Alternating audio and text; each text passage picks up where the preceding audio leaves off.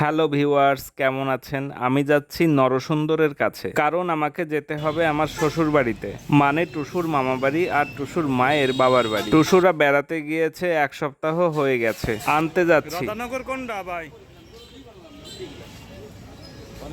রাধানগর।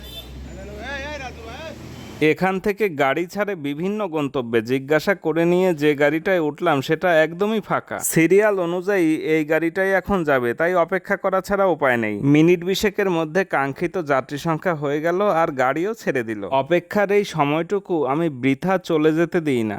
বই পড়ি বা প্রকৃতির দৃশ্য দেখি, এভাবে ভালোভাবেই সময় পার হয়ে যায়। এখন শ্রাবণ মাস চলছে, আকাশে রৌদ্র মেঘের লুকোচুরি খেলা, আবার কখনো ঝুম বৃষ্টি। রাস্তার দুই পাশে বিস্তীর্ণ পাট ক্ষেত, কোথাও পাট কাটা হচ্ছে, কোথাও কেটে ধুয়ে রোদে শুকোতে দেয়া হচ্ছে। খুব সুন্দর দৃশ্য। দেখতে দেখতে পৌঁছে গেলাম রাধানগর বাজারে। প্রায় দুপুর হয়ে এসেছে, তাই রাস্তায় যানবাহনের চাপ খুব কম। এখানেই আছে আমার সম্বন্ধীর মাটির জিনিসের দোকান, আমি সেখানেই গেলাম আগে। দেখা হলো কুশল বিনিময় শেষে। আমি এবার যাব বাজারের ভেতরের দিকে। কিছু ফল কিনতে চাই, মিষ্টিটা নেব না, কারণ মিষ্টি সবাই খেতে পারে না। এই বাজারটা বেশ পুরাতন এবং খুব সমৃদ্ধ। এখানে পুরাতন আমলের কিছু কিছু দোকানঘর এখনো রয়ে গেছে স্মৃতি হিসেবে। বাজারের উপরে বড় বড় গাছ ছায়া বিস্তার করেছে, এজন্য গ্রীষ্মের দাবদাহের সময়ও তেমন কষ্ট হয় না। এখন ভর দুপুর, দোকানপাট বন্ধ, লোকজনও কম। বিকেলের দিকে আবার জমজমাট হবে, কিন্তু দুঃখের বিষয় আমি কোনো দেশি ফল খুঁজে পেলাম না। কি আর করা, যা হোক, পথে পড়লো এই নদী। নদীটির নাম হচ্ছে হানু।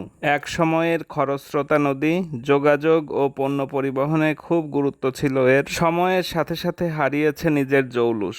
নদীর পাড়ে এই আরেকটা বাজার। বাজারের দোকানগুলোর উপরে ছাতার মতো প্রসারিত হয়ে আছে বড় বড় গাছ। এমন দৃশ্য খুবই ভালো লাগে। পাশেই এই হচ্ছে স্কুলের আঙ্গিনা।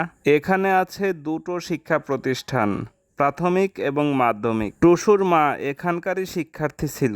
এখানকার বার্ষিক ক্রীড়া প্রতিযোগিতা খুবই মনোমুগ্ধকর ও আকর্ষণীয়। এগিয়ে চলে এসেছি এই বটতলা মোড়ে। বটগাছের নিচে অবস্থিত এই কালী মন্দিরটি খুবই জাগ্রত।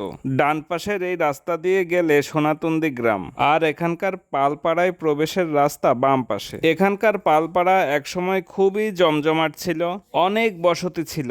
এই যে এই পথের দুই পাশে জঙ্গলাকীর্ণ জায়গা দেখা যাচ্ছে, এই জায়গাগুলোতেও বাড়িঘর ছিল। গ্রামের বয়োজ্যেষ্ঠদের মুখে সেই গল্প শোনা যায়। এটা হচ্ছে গ্রামের বারোয়ারি মন্দির। এখানে শীতলা দেবীর প্রতিমা আছে, অনেক প্রাচীন এই মন্দির। এর পাশেই রয়েছে আরেকটি মন্দির যেখানে দুর্গাপূজা হয়। এই তো আর কিছুকাল পরেই দুর্গাপুজো। পুজোর সময়ে শুনশান এই জায়গাটি হয়ে যাবে লোকে লোকারণ্য। দুর্গা প্রতিমা তৈরির কাজ ইতোমধ্যেই শুরু হয়ে গেছে। আমি প্রায় চলে এসেছি টুসুর মামা বাড়ির কাছে। আমাকে দেখেই দৌড়ে চলে এসেছে টুসু। কেমন আছে টুসু? ভালো আছি।